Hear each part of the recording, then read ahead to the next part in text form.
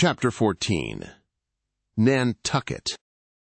Nothing more happened on the passage worthy the mentioning. So, after a fine run, we safely arrived in Nantucket.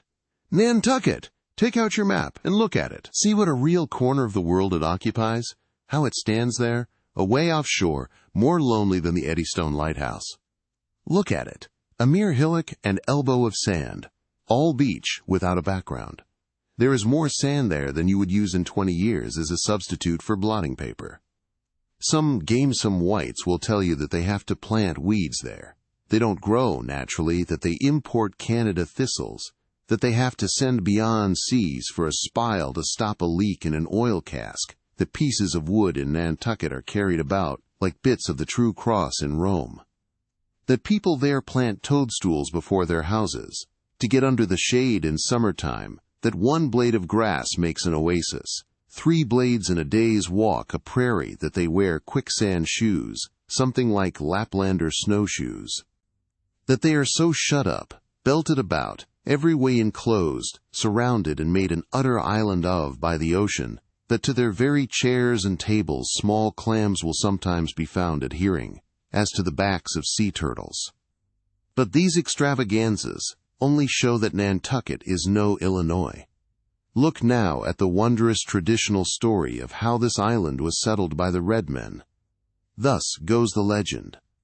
In olden times an eagle swooped down upon the New England coast and carried off an infant Indian in his talons. With loud lament, the parents saw their child borne out of sight over the wide waters. They resolved to follow in the same direction. Setting out in their canoes, after a perilous passage they discovered the island, and there they found an empty ivory casket. The poor little Indian skeleton. What wonder, then, that these Nantucketers, born on a beach, should take to the sea for a livelihood. They first caught crabs and quahogs in the sand-grown boulder. They waded out with nets for mackerel more experienced. They pushed off in boats and captured cod, and at last, launching a navy of great ships on the sea, explored this watery world, put an incessant belt of circumnavigations round it, peeped in at Bering Straits, and in all seasons and all oceans declared everlasting war with the mightiest animated mass that has survived the flood most monstrous and most mountainous, that Himalayan, salt sea mastodon, clothed with such portentousness of unconscious power that his very panics are more to be dreaded than his most fearless and malicious assaults. And thus have these naked Nantucketers, these sea hermits, issuing from their ant-hill in the sea, overrun and conquered the watery world, like so many Alexanders, parceling out among them the Atlantic, Pacific, and Indian Oceans, as the 3 pirate powers did Poland. Let America add Mexico to Texas, and pile Cuba upon Canada. Let the English overswarm all India, and hang out their blazing banner from the sun. 2/3 of this terraqueous globe are the Nantucketers. For the sea is his. He owns it, as emperors own empires. Other seamen having but a right of way through it. Merchant ships are but extension bridges, armed ones but floating forts. Even pirates and privateers, though following the sea as highwaymen the road, they but plunder other ships, other fragments of the land like themselves, without seeking to draw their living from the bottomless deep itself. The Nantucketer, he alone resides and riots on the sea. He alone, in Bible language, goes down to it in ships, to and fro plowing it as his own special plantation. There is his home.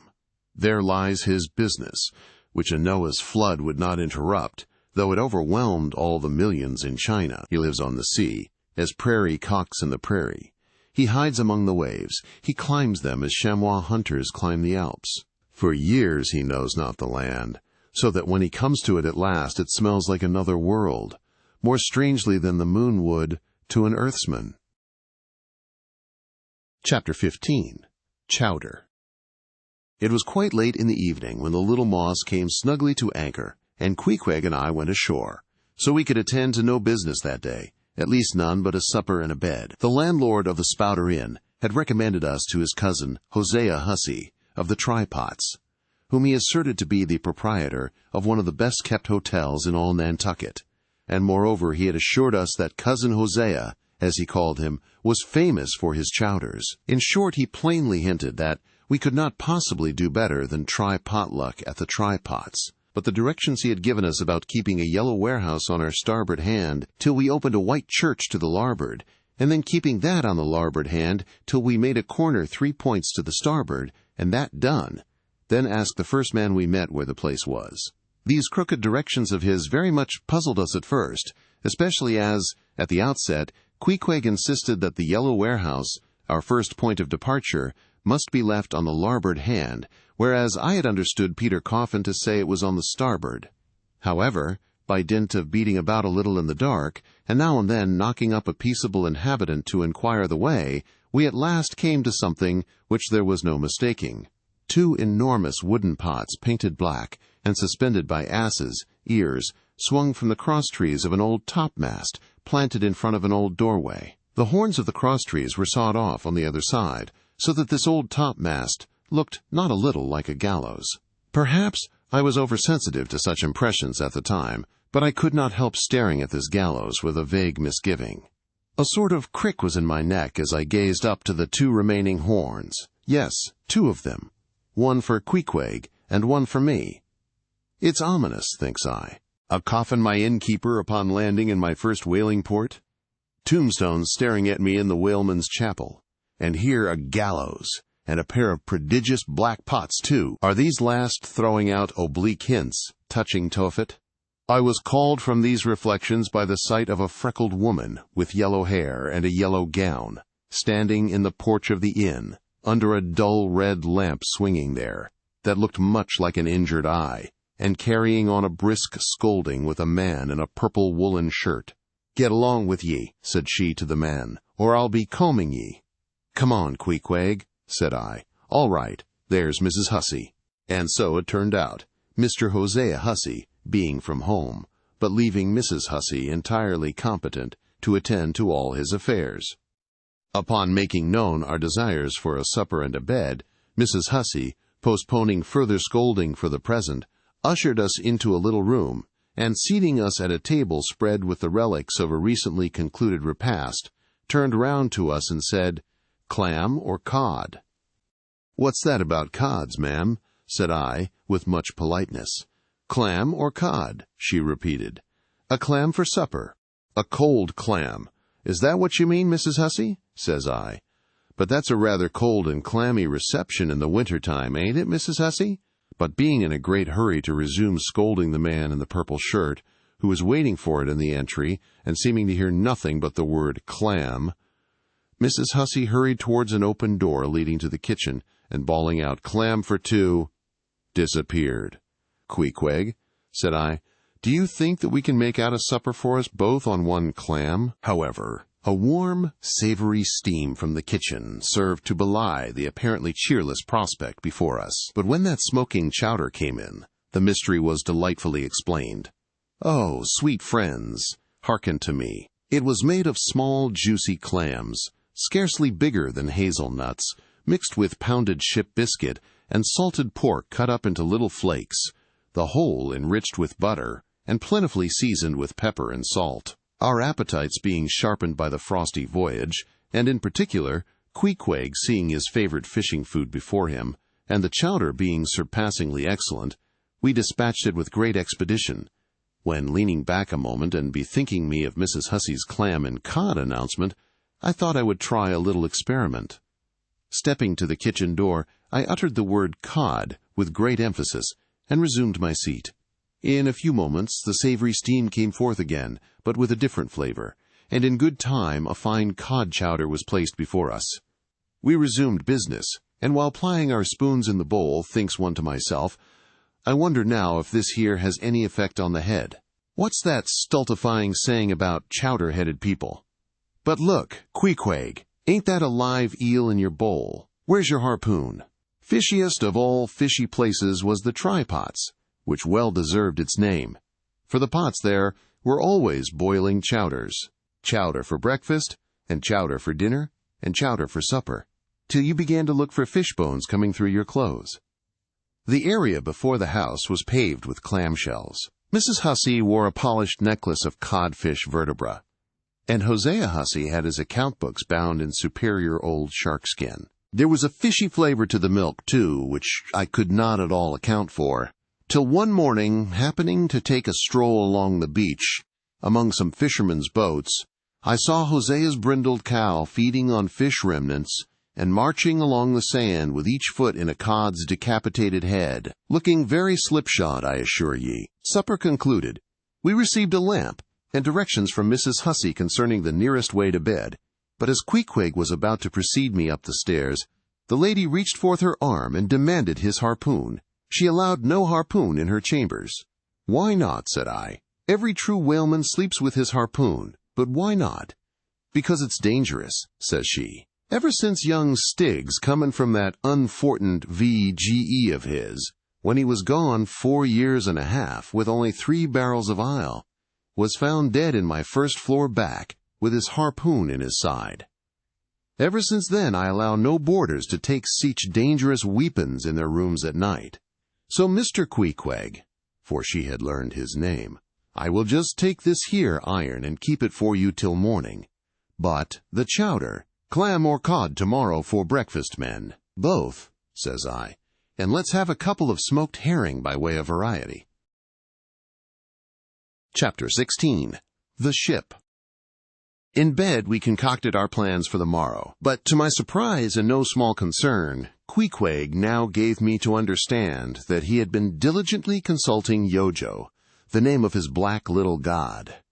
And Yojo had told him 2 or 3 times over, and strongly insisted upon it every way, that instead of our going together among the whaling fleet in harbor and in concert selecting our craft, instead of this, I say, Yojo earnestly enjoined that the selection of the ship should rest wholly with me, inasmuch as Yojo purposed befriending us, and in order to do so had already pitched upon a vessel, which, if left to myself, I, Ishmael, should infallibly light upon, for all the world as though it had turned out by chance, and in that vessel I must immediately ship myself, for the present irrespective of Queequeg.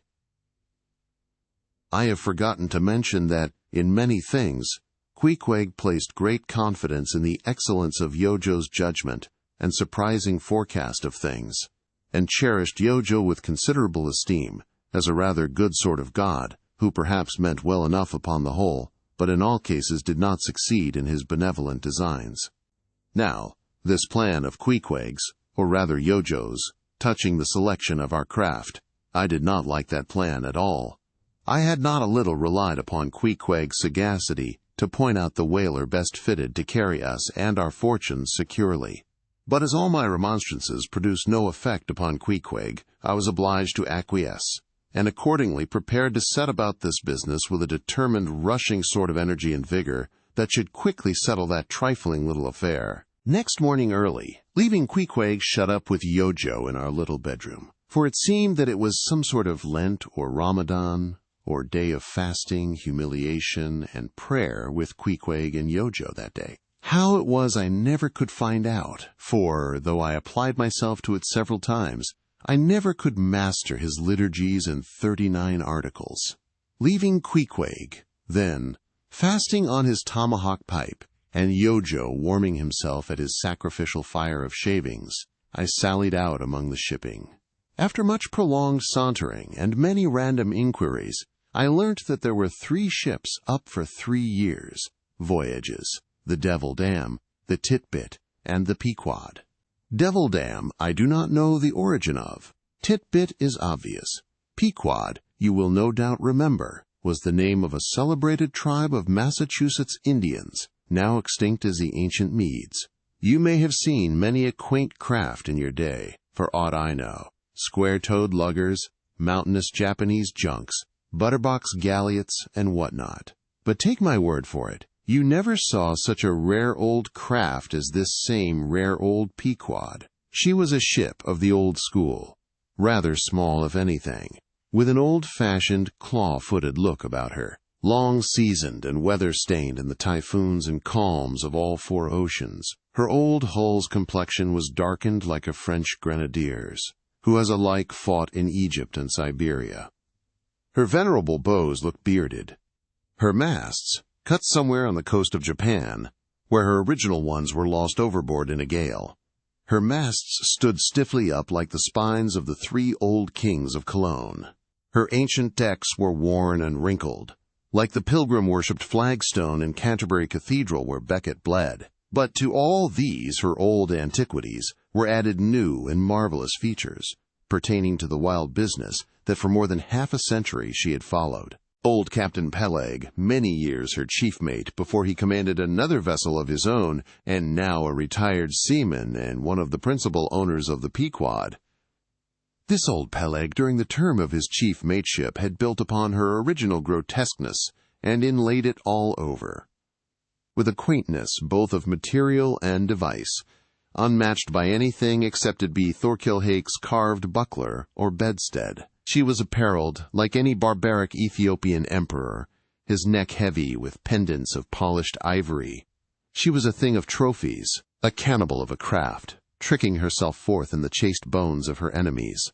All round, her unpanelled, open bulwarks were garnished, like one continuous jaw, with a long, sharp teeth of the sperm whale, inserted there for pins, to fasten her old hempen thews and tendons to. Those thews ran not through base blocks of landwood, but deftly travelled over sheaves of sea ivory. Scorning a turnstile wheel at her reverend helm, she sported there a tiller, and that tiller was in one mass, curiously carved from the long, narrow lower jaw of her hereditary foe. The helmsman who steered by that tiller in a tempest felt like the Tartar when he holds back his fiery steed by clutching its jaw.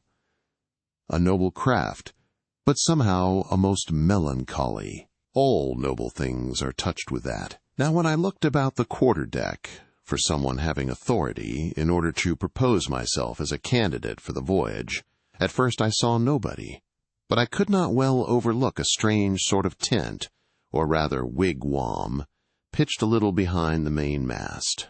It seemed only a temporary erection used in port. It was of a conical shape, some 10 feet high, consisting of the long, huge slabs of limber black bone taken from the middle and highest part of the jaws of the right whale. Planted with their broad ends on the deck, a circle of these slabs laced together, mutually sloped towards each other, and at the apex united in a tufted point, where the loose, hairy fibers waved to and fro like the topknot on some old Potawatomi sachem's head. A triangular opening faced towards the bows of the ship, so that the insider commanded a complete view forward. And half concealed in this queer tenement, I at length found one who by his aspect seemed to have authority, and who, it being noon, and the ship's work suspended, was now enjoying respite from the burden of command. He was seated on an old-fashioned oaken chair, wriggling all over with curious carving, and the bottom of which was formed of a stout interlacing of the same elastic stuff of which the wigwam was constructed. There was nothing so very particular, perhaps, about the appearance of the elderly man. I saw he was brown and brawny, like most old seamen, and heavily rolled up in blue pilot cloth, cut in the Quaker style. Only there was a fine and almost microscopic network of the minutest wrinkles interlacing round his eyes, which must have arisen from his continual sailings in many hard gales, and always looking to windward, for this causes the muscles about the eyes to become pursed together. Such eye wrinkles are very effectual in a scowl. "Is this the captain of the Pequod?" said I, advancing to the door of the tent. "Supposing it be the captain of the Pequod, what dost thou want of him?" he demanded. "I was thinking of shipping. Thou wast thou? I see thou art no Nantucketer. Ever been in a stove-boat?" "No, sir, I never have." "Dost know nothing at all about whaling, I dare say, eh?" "Nothing, sir, but I have no doubt I shall soon learn. I've been several voyages in the merchant service, and I think that, merchant service be damned. Talk not that lingo to me. Dost see that leg? I'll take that leg away from thy stern, if ever thou talkest of the marchant service to me again." Marchant service indeed. I suppose now ye feel considerable proud of having served in those marchant ships. But flukes! Man, what makes thee want to go a-whaling, eh? It looks a little suspicious, don't it, eh? Hast not been a pirate, hast thou? Didst not rob thy last captain, didst thou? Dost not think of murdering the officers when thou gettest to sea? I protested my innocence of these things. I saw that under the mask of these half-humorous innuendos, this old seaman, as an insulated Quakerish Nantucketer, was full of his insular prejudices, and rather distrustful of all aliens, unless they hailed from Cape Cod or the Vineyard. But what takes thee a-whaling? I want to know that before I think of shipping ye. Well, sir, I want to see what whaling is. I want to see the world. Want to see what whaling is, eh? Have ye clapped eye on Captain Ahab? Who is Captain Ahab, sir? Aye, I thought so. Captain Ahab is the captain of this ship. I am mistaken, then. I thought I was speaking to the captain himself. Thou art speaking to Captain Peleg. That's who ye are speaking to, young man. It belongs to me and Captain Bildad to see the Pequod fitted out for the voyage, and supplied with all her needs, including crew. We are part owners and agents. But as I was going to say, if thou wantest to know what whaling is, as thou tellest ye do, I can put ye in a way of finding it out, before ye bind yourself to it, past backing out. Clap eye on Captain Ahab, young man, and thou wilt find that he has only one leg. What do you mean, sir? Was the other one lost by a whale? Lost by a whale? Young man, come nearer to me. It was devoured, chewed up, crunched by the monstrousest parmacetti that ever chipped a boat. Ah. I was a little alarmed by his energy, perhaps also a little touched at the hearty grief in his concluding exclamation, but said as calmly as I could, "What you say is no doubt true enough, sir. But how could I know there was any peculiar ferocity in that particular whale, though indeed I might have inferred as much from the simple fact of the accident? Look ye now, young man, thy lungs are a sort of soft. D'ye see thou dost not talk shark a bit." "Sir," said I thought I told you that I had been 4 voyages in the merchant. Hard down out of that. Mind what I said about the merchant service. Don't aggravate me. I won't have it. But let us understand each other. I have given thee a hint about what whaling is. Do ye yet feel inclined for it? I do, sir. Very good. Now art thou the man to pitch a harpoon down a live whale's throat, and then jump after it? Answer, quick. I am, sir, if it should be positively indispensable to do so. Not to be got rid of, that is, which I don't take to be the fact. Good again. Now then, thou not only wantest to go a-whaling, to find out by experience what whaling is, but ye also want to go in order to see the world? Was not that what ye said? I thought so. Well then, just step forward there, and take a peep over the weather bow, and then back to me, and tell me what ye see there. For a moment, I stood a little puzzled by this curious request, not knowing exactly how to take it, whether humorously or in earnest. But concentrating all his crow's feet into one scowl, Captain Peleg started me on the errand. Going forward and glancing over the weather bow, I perceived that the ship, swinging to her anchor with the flood tide, was now obliquely pointing towards the open ocean. The prospect was unlimited, but exceedingly monotonous and forbidding, not the slightest variety that I could see. "Well, what's the report?" said Peleg when I came back. "What did you see?" "Not much," I replied. "Nothing but water. Considerable horizon, though, and there's a squall coming up, I think." "Well, what dost thou think, then, of seeing the world? Do you wish to go round Cape Horn to see any more of it, eh? Can't you see the world where you stand?" I was a little staggered, but go a-whaling I must, and I would. And the Pequod was as good a ship as any. I thought the best. And all this I now repeated to Peleg. Seeing me so determined, he expressed his willingness to ship me. "And thou mayest as well sign the papers right off," he added. "Come along with ye." And so saying, he led the way below deck into the cabin. Seated on the transom was what seemed to me a most uncommon and surprising figure. It turned out to be Captain Bildad, who, along with Captain Peleg, was one of the largest owners of the vessel.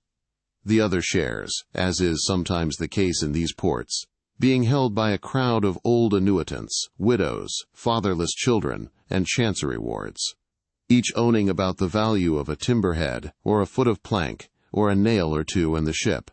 People in Nantucket invest their money in whaling vessels, the same way that you do yours in approved state stocks, bringing in good interest. Now Bildad, like Peleg, and indeed many other Nantucketers, was a Quaker, the island having been originally settled by that sect, and to this day its inhabitants in general retain in an uncommon measure the peculiarities of the Quaker, only variously and anomalously modified by things altogether alien and heterogeneous.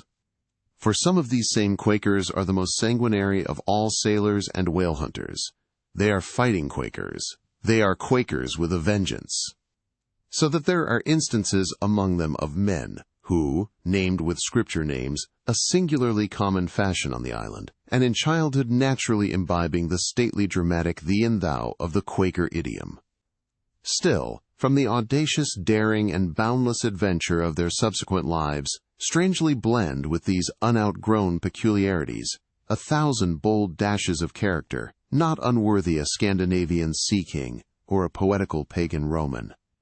And when these things unite in a man of greatly superior natural force, with a globular brain and a ponderous heart, who has also by the stillness and seclusion of many long night watches in the remotest waters, and beneath constellations never seen here at the north, been led to think untraditionally and independently, receiving all nature's sweet or savage impressions fresh from her own virgin, voluntary, and confiding breast, and thereby chiefly, but with some help from accidental advantages, to learn a bold and nervous, lofty language. That man makes one in a whole nation's census, a mighty pageant creature, formed for noble tragedies. Nor will it at all detract from him, dramatically regarded, if either by birth or other circumstances he have what seems a half-willful, overruling morbidness at the bottom of his nature. For all men tragically great are made so through a certain morbidness. Be sure of this, O young ambition, all mortal greatness is but disease. But as yet we have not to do with such an one, but with quite another, and still a man who, if indeed peculiar, it only results again from another phase of the Quaker, modified by individual circumstances. Like Captain Peleg, Captain Bildad was a well-to-do, retired whaleman. But unlike Captain Peleg, who cared not a rush for what are called serious things, and indeed deemed those self-same serious things the veriest of all trifles, Captain Bildad had not only been originally educated according to the strictest sect of Nantucket Quakerism, but all his subsequent ocean life, and the sight of many unclad lovely island creatures round the Horn, all that had not moved this native-born Quaker one single jot, had not so much as altered one angle of his vest. Still, for all this immutableness, was there some lack of common consistency about worthy Captain Bildad. Though refusing, from conscientious scruples, to bear arms against land invaders, yet himself had illimitably invaded the Atlantic and Pacific, and though a sworn foe to human bloodshed, yet had he in his straight-bodied coat spilled tons upon tons of Leviathan gore. How now in the contemplative evening of his days the pious Bildad reconciled these things in the reminiscence, I do not know. But it did not seem to concern him much, and very probably he had long since come to the sage and sensible conclusion that a man's religion is one thing, and this practical world quite another. This world pays dividends, rising from a little cabin boy in short clothes of the drabbest drab, to a harpooneer in a broad, shad-bellied waistcoat, from that becoming boat-header, chief mate, and captain, and finally a ship-owner. Bildad, as I hinted before, had concluded his adventurous career by wholly retiring from active life at the goodly age of 60, and dedicating his remaining days to the quiet receiving of his well-earned income. Now, Bildad, I am sorry to say, had the reputation of being an incorrigible old hunks, and in his sea-going days a bitter, hard taskmaster. They told me in Nantucket, though it certainly seems a curious story, that when he sailed the old Cattegut whaleman, his crew, upon arriving home, were mostly all carried ashore to the hospital, sore, exhausted, and worn out. For a pious man, especially for a Quaker, he was certainly rather hard-hearted, to say the least. He never used to swear, though, at his men, they said. But somehow he got an inordinate quantity of cruel, unmitigated hard work out of them. When Bildad was a chief mate, to have his drab-colored eye intently looking at you made you feel completely nervous, till you could clutch something, a hammer or a marling spike, and go to work like mad, at something or other, never mind what. Indolence and idleness perished before him. His own person was the exact embodiment of his utilitarian character.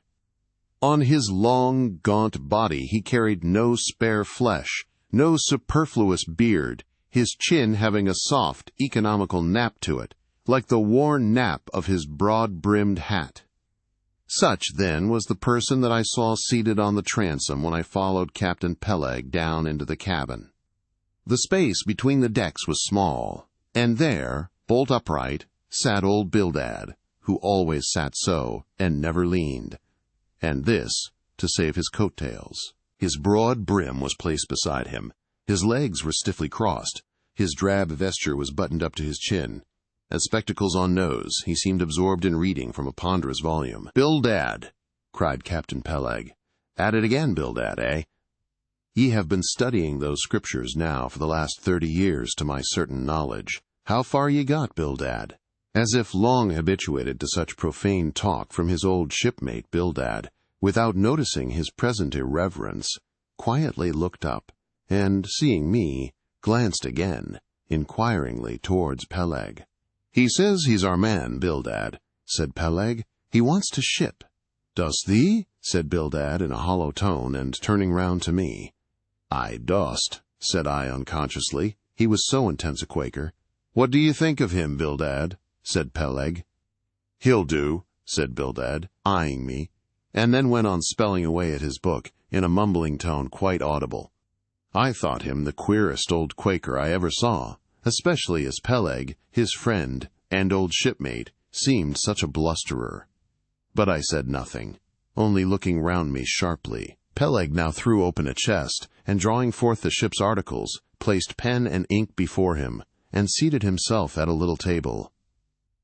I began to think it was high time to settle with myself at what terms I would be willing to engage for the voyage. I was already aware that in the whaling business they paid no wages, but all hands, including the captain, received certain shares of the profits called lays, and that these lays were proportioned to the degree of importance pertaining to the respective duties of the ship's company. I was also aware that, being a green hand at whaling, my own lay would not be very large, but considering that I was used to the sea, could steer a ship, splice a rope, and all that, I made no doubt that from all I had heard, I should be offered at least the 275th lay, that is, the 275th part of the clear net proceeds of the voyage, whatever that might eventually amount to. And though the 275th lay was what they call a rather long lay, yet it was better than nothing, and if we had a lucky voyage, might pretty nearly pay for the clothing I would wear out on it, not to speak of my 3 years, beef and board, for which I would not have to pay 1 stiver. It might be thought that this was a poor way to accumulate a princely fortune, and so it was, a very poor way indeed. But I am one of those that never take on about princely fortunes, and am quite content if the world is ready to board and lodge me, while I am putting up at this grim sign of the thundercloud. Upon the whole, I thought that the 275th lay would be about the fair thing, but would not have been surprised had I been offered the 200th, considering I was of a broad-shouldered make. But one thing, nevertheless, that made me a little distrustful about receiving a generous share of the profits was this. Ashore, I had heard something of both Captain Peleg and his unaccountable old crony Bildad. How that they, being the principal proprietors of the Pequod, therefore the other and more inconsiderable and scattered owners, left nearly the whole management of the ship's affairs to these two, and I did not know but what the stingy old Bildad might have a mighty deal to say about shipping hands, especially as I now found him on board the Pequod, quite at home there in the cabin, and reading his Bible as if at his own fireside. Now while Peleg was vainly trying to mend a pen with his jackknife, old Bildad, to my no small surprise, considering that he was such an interested party in these proceedings, Bildad never heeded us, but went on mumbling to himself out of his book, "Lay not up for yourselves treasures upon earth, where moth—" "Well, Captain Bildad," interrupted Peleg, "what do you say? What lay shall we give this young man?" "Thou knowest best," was the sepulchral reply. "The 777th wouldn't be too much, would it? Where moth and rust do corrupt, but lay. Lay indeed, thought I, and such a lay." "The 777th! Well, old Bildad, you are determined that I, for one, shall not lay up many lays here below, where moth and rust do corrupt." It was an exceedingly long lay, that indeed, and though from the magnitude of the figure it might at first deceive a landsman, yet the slightest consideration will show that though 777 is a pretty large number, yet when you come to make a tenth of it, you will then see, I say, that the 777th part of a farthing is a good deal less than 777 gold doubloons, and so I thought at the time. "Why, blast your eyes, Bildad," cried Peleg, "thou dost not want to swindle this young man. He must have more than that." 777th, again, said Bildad, without lifting his eyes, and then went on mumbling, "For where your treasure is, there will your heart be also." "I am going to put him down for the 300th, said Peleg. "Do ye hear that, Bildad? The 300th lay, I say." Bildad laid down his book, and turning solemnly towards him said, "Captain Peleg, thou hast a generous heart, but thou must consider the duty thou owest to the other owners of this ship, widows and orphans, many of them, and that if we too abundantly reward the labors of this young man, we may be taking the bread from those widows and those orphans. The 777th lay, Captain Peleg." "Thou, Bildad!" roared Peleg, starting up and clattering about the cabin. "Blast ye, Captain Bildad! If I had followed thy advice in these matters, I would afore now had a conscience to lug about that would be heavy enough to founder the largest ship that ever sailed round Cape Horn." "Captain Peleg," said Bildad steadily, "thy conscience may be drawing 10 inches of water, or 10 fathoms, I can't tell. But as thou art still an impenitent man, Captain Peleg, I greatly fear lest thy conscience be but a leaky one, and will in the end sink thee, foundering down to the fiery pit, Captain Peleg. Fiery pit, ye insult me, man. Past all natural bearing, ye insult me. It's an all-fired outrage to tell any human creature that he's bound to hell. Flukes and flames! Bildad, say that again to me, and start my soul bolts, but I'll swallow a live goat with all his hair and horns on." Out of the cabin, ye canting, drab-colored son of a wooden gun, a straight wake with ye. As he thundered out this, he made a rush at Bildad, but with a marvelous oblique, sliding celerity. Bildad, for that time, eluded him. Alarmed at this terrible outburst between the two principal and responsible owners of the ship, and feeling half a mind to give up all idea of sailing in a vessel so questionably owned and temporarily commanded, I stepped aside from the door to give egress to Bildad, who I made no doubt was all eagerness to vanish from before the awakened wrath of Peleg. But to my astonishment he sat down again on the transom very quietly, and seemed to have not the slightest intention of withdrawing. He seemed quite used to impenitent Peleg and his ways. As for Peleg, after letting off his rage as he had, there seemed no more left in him, and he too sat down like a lamb, though he twitched a little as if still nervously agitated. "Whew," he whistled at last. "The squall's gone off to leeward, I think. Bildad, thou used to be good at sharpening a lance. Mend that pen, will ye? My jackknife here needs the grindstone. That's he. Thank ye, Bildad. Now then, my young man, Ishmael's thy name, didn't ye say? Well then, down ye go here, Ishmael, for the 300th lay." "Captain Peleg," said I, I have a friend with me who wants to ship too. Shall I bring him down tomorrow?" "To be sure," said Peleg. "Fetch him along, and we'll look at him." "What lay does he want?" groaned Bildad, glancing up from the book in which he had again been burying himself. "Oh, never thee mind about that, Bildad," said Peleg. "Has he ever whaled it any?" turning to me. "Killed more whales than I can count, Captain Peleg." "Well, bring him along, then." And, after signing the papers, off I went, nothing doubting but that I had done a good morning's work, and that the Pequod was the identical ship that Yojo had provided to carry Queequeg and me round the Cape. But I had not proceeded far, when I began to bethink me that the captain with whom I was to sail yet remained unseen by me, though, indeed, in many cases, a whale ship will be completely fitted out, and receive all her crew on board, ere the captain makes himself visible by arriving to take command. For sometimes these voyages are so prolonged, and the shore intervals at home so exceedingly brief, that if the captain have a family, or any absorbing concernment of that sort, he does not trouble himself much about his ship in port, but leaves her to the owners, till all is ready for sea. However, it is always as well to have a look at him before irrevocably committing yourself into his hands. Turning back, I accosted Captain Peleg, inquiring where Captain Ahab was to be found. "And what dost thou want of Captain Ahab?" "It's all right enough. Thou art shipped." "Yes, but I should like to see him." "But I don't think thou wilt be able to at present. I don't know exactly what's the matter with him, but he keeps close inside the house, a sort of sick, and yet he don't look so. In fact, he ain't sick, but no, he isn't well either. Anyhow, young man, he won't always see me, so I don't suppose he will thee. He's a queer man, Captain Ahab, so some think, but a good one. Oh, thou'lt like him well enough. No fear, no fear. He's a grand, ungodly, godlike man, Captain Ahab. Doesn't speak much, but when he does speak, then you may well listen. Mark ye, be forewarned. Ahab's above the common. Ahab's been in colleges as well as, 'mong the cannibals, been used to deeper wonders than the waves, fixed his fiery lance in mightier, stranger foes than whales. His lance, aye, the keenest and the surest that out of all our isle. Oh, he ain't Captain Bildad. No, and he ain't Captain Peleg. He's Ahab, boy, and Ahab of old, thou knowest, was a crowned king, and a very vile one. When that wicked king was slain, the dogs, did they not lick his blood?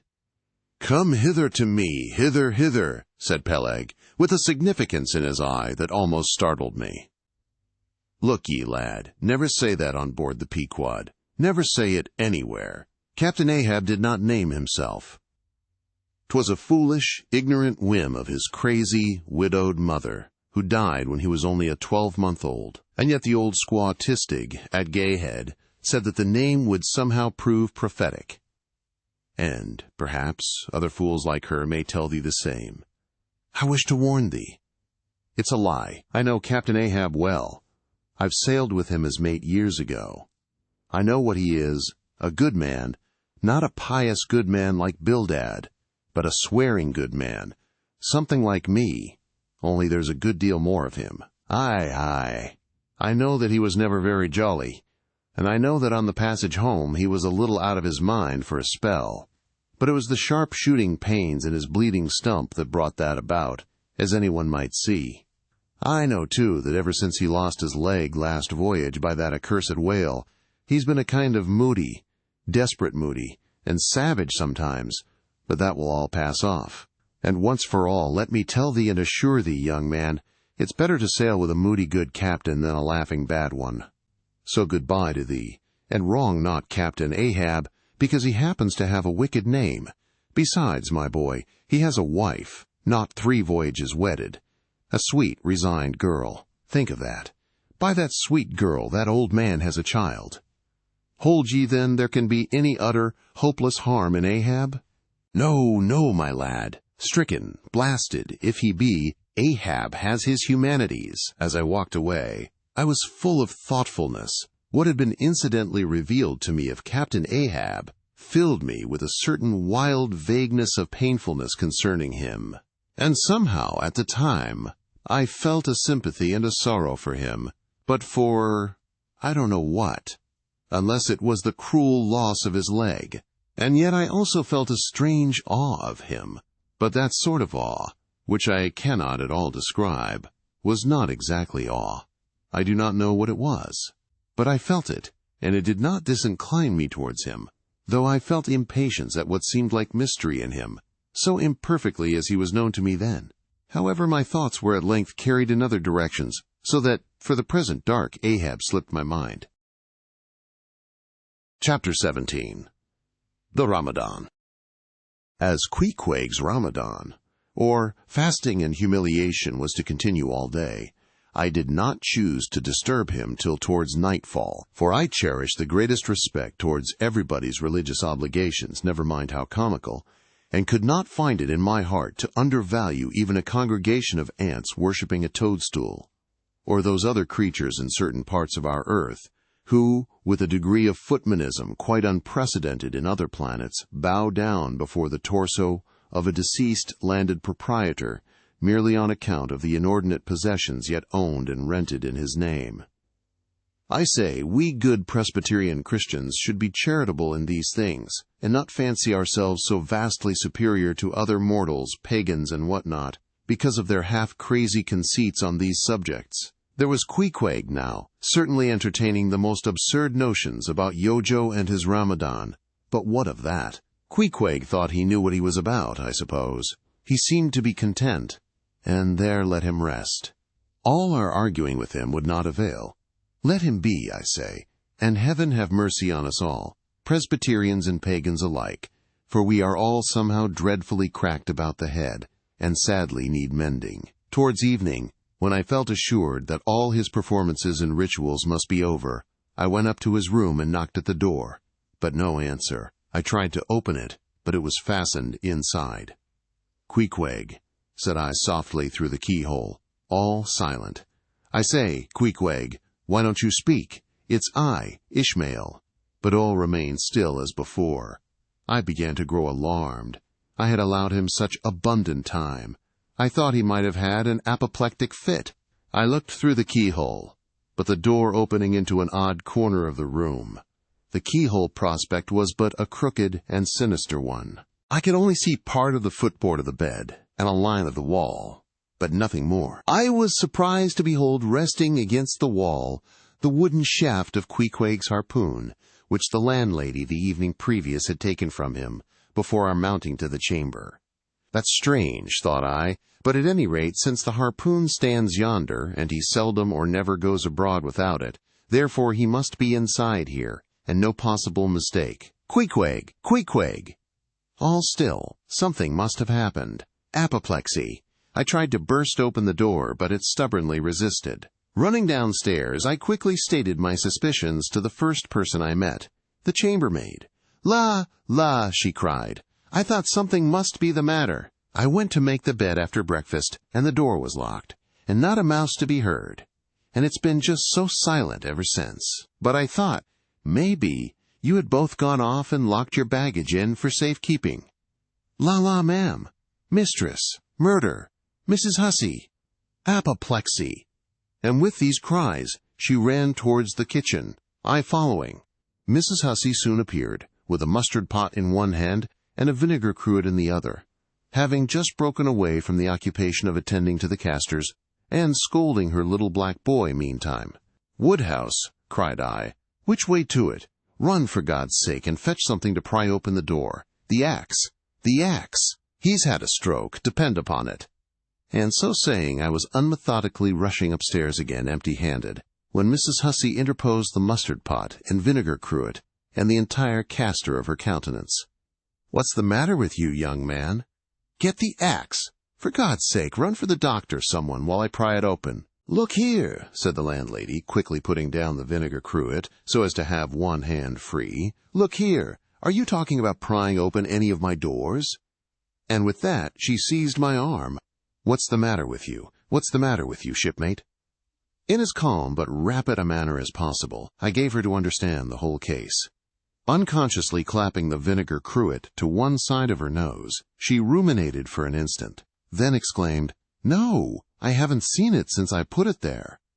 Running to a little closet under the landing of the stairs, she glanced in, and returning, told me that Queequeg's harpoon was missing.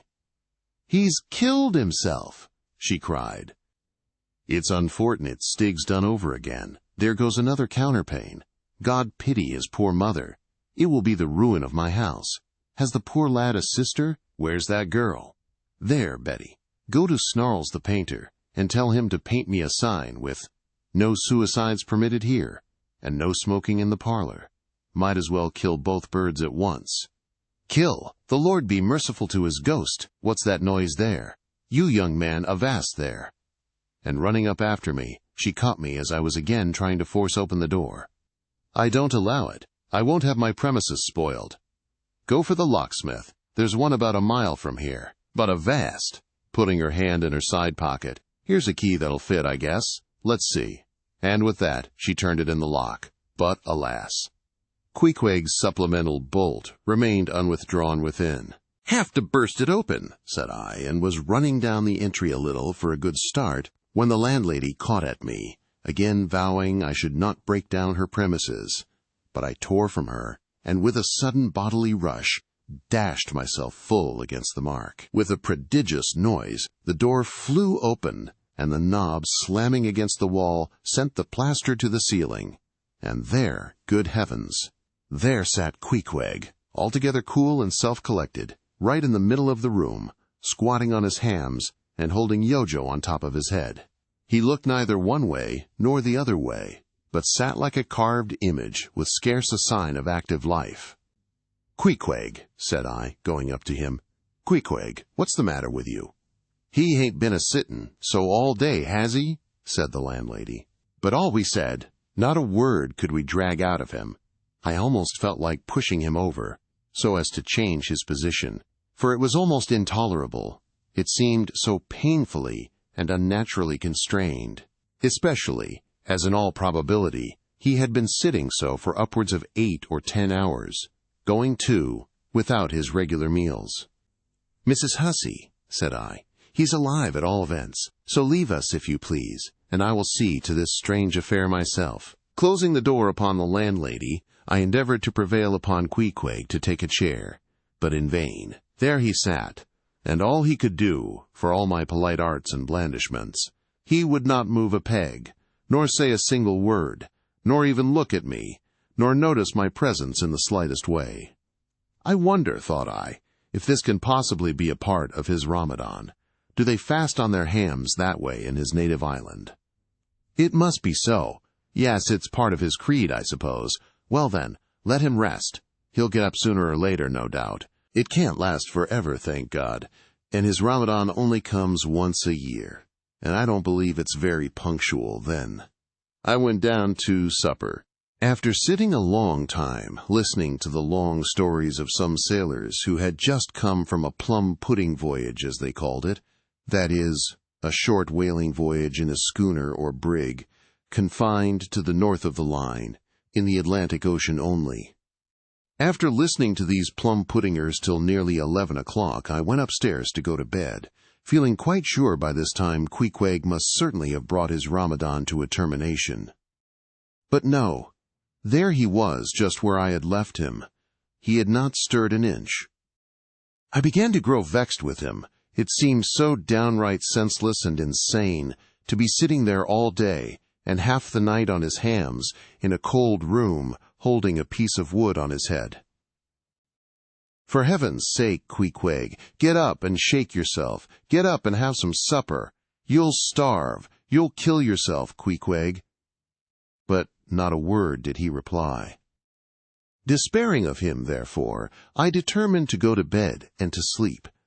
And no doubt, before a great while he would follow me. But previous to turning in, I took my heavy bearskin jacket and threw it over him, as it promised to be a very cold night, and he had nothing but his ordinary round jacket on. For some time, do all I would, I could not get into the faintest doze. I had blown out the candle, and the mere thought of Queequeg, not 4 feet off, sitting there in that uneasy position, stark alone in the cold and dark. This made me really wretched. Think of it, sleeping all night in the same room, with a wide-awake pagan on his hams, in this dreary, unaccountable Ramadan. But somehow I dropped off at last and knew nothing more till break of day, when, looking over the bedside, there squatted Queequeg, as if he had been screwed down to the floor. But as soon as the first glimpse of sun entered the window, up he got, with stiff and grating joints, but with a cheerful look, limped towards me where I lay, pressed his forehead again against mine, and said his Ramadan was over.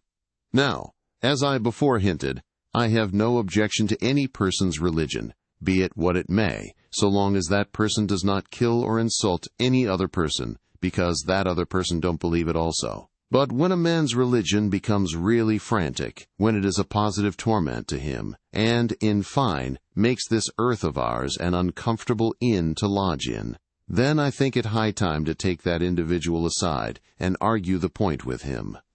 And just so I now did with Queequeg. Queequeg, said I, get into bed now and lie and listen to me. I then went on, beginning with the rise and progress of the primitive religions, and coming down to the various religions of the present time, during which time I labored to show Queequeg that all these Lent's Ramadans and prolonged ham-squattings in cold, cheerless rooms were stark nonsense. Bad for the health, useless for the soul, opposed, in short, to the obvious laws of hygiene and common sense. I told him, too, that he being in other things such an extremely sensible and sagacious savage, it pained me, very badly pained me, to see him now so deplorably foolish about this ridiculous Ramadan of his.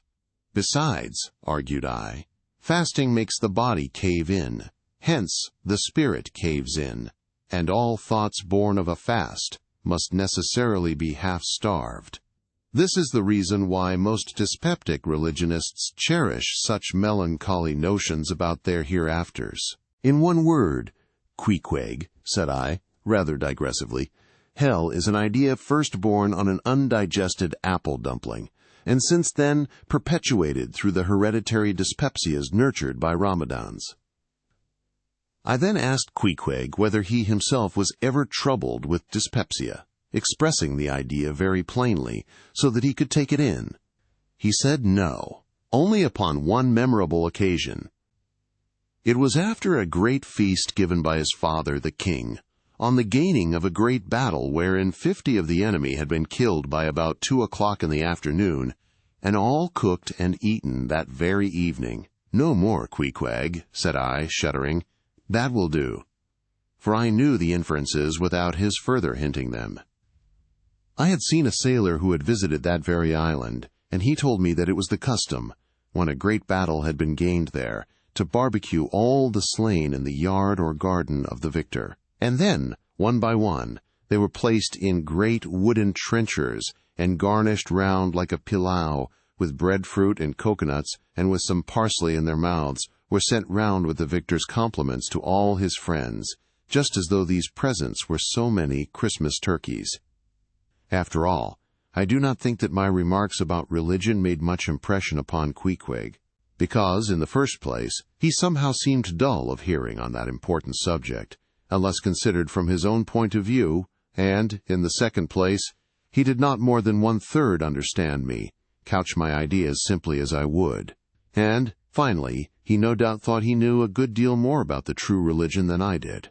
He looked at me with a sort of condescending concern and compassion, as though he thought it a great pity that such a sensible young man should be so hopelessly lost to evangelical pagan piety. At last we rose and dressed, and Queequeg, taking a prodigiously hearty breakfast of chowders of all sorts, so that the landlady should not make much profit by reason of his Ramadan, we sallied out to board the Pequod, sauntering along and picking our teeth with halibut bones.